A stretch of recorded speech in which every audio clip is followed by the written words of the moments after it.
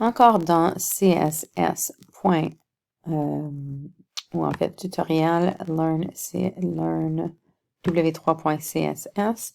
Si on se rend au bas du menu, maintenant, on a appris que en HTML, on peut créer notre page web ou le squelette de la page web. Ici, on va maintenant voir comment ajouter du style à notre site web. Donc, ça se fait avec un style sheet. Donc, en fait, on va tout simplement descendre jusqu'ici et cliquer sur Try It Yourself. Et en fait, ce qui a été, ça ressemble pas mal à ce qu'on avait avant. Si tu avais fait des petits changements, mais tu aurais peut-être à les refaire encore. Si tu fais tout simplement copier-coller ce code.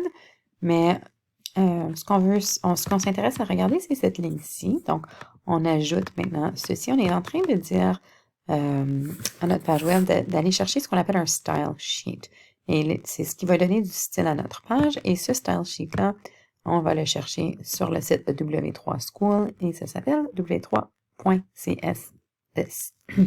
Donc, si je veux utiliser des styles, ce que je dois faire, c'est ajouter ce qu'on appelle une classe à une balise.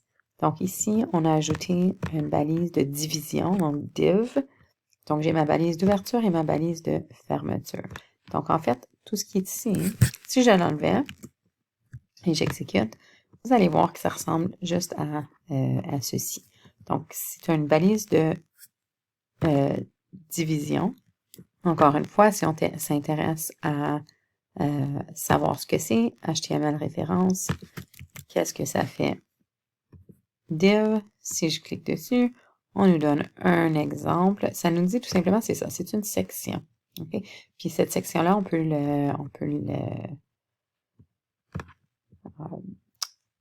ajouter du style. Alors, retournons à notre page. Donc, je vais juste recopier, j'avais enlevé pour illustrer, mais je vais juste recopier. Donc ici, je suis en train de dire, on va chercher la classe container. Je veux que ce soit centré et je veux que ce soit cette couleur-là.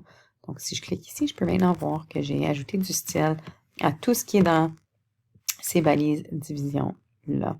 Donc, pour jouer un peu avec les différentes classes W3, en fait, si tu t'intéresses à changer davantage, ce que tu peux faire, c'est que tu peux aller fouiller sur oups, si je retourne à learn w3.html, on peut, w3.css, c'est-à-dire, tu peux lire, il y a beaucoup de documentation, mais si, par exemple, je m'intéresse tout simplement à changer les couleurs, je pourrais aller inspecter et puis lire c'est quoi les différents codes pour les différentes couleurs et je pourrais choisir ce qui m'intéresse. Donc, on peut lire toutes sortes de choses pour apprendre, mais on peut...